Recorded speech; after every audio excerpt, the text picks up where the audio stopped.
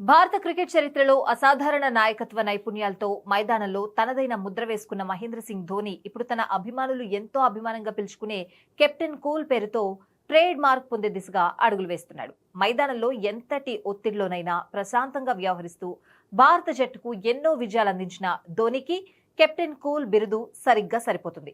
అయితే ధోని జూన్ 5, 2025న ఈ captain cool సంబంధిత ట్రేడ్ మార్క్ కోసం దరఖాస్తు చేశాడు.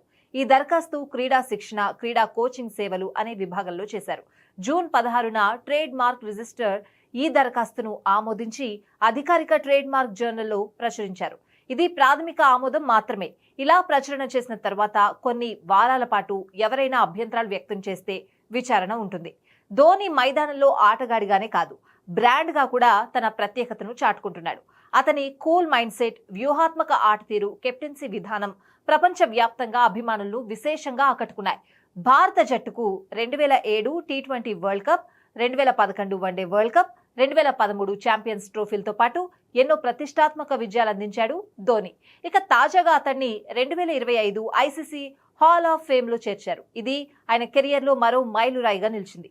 ఆటకు దూరమైన తర్వాత కూడా బిజినెస్, బ్రాండింగ్ ఇలా పలు రంగాల్లో అడుగుపెడుతూ తన గుర్తింపు తెచ్చుకున్న ధోని ఇప్పుడు కెప్టెన్ కూల్ అనే సొంత ట్యాగ్ పేరుతో వ్యాపార రంగంలో తనదైన మార్క్ను మొదలు పెట్టబోతున్నట్లు కనిపిస్తోంది.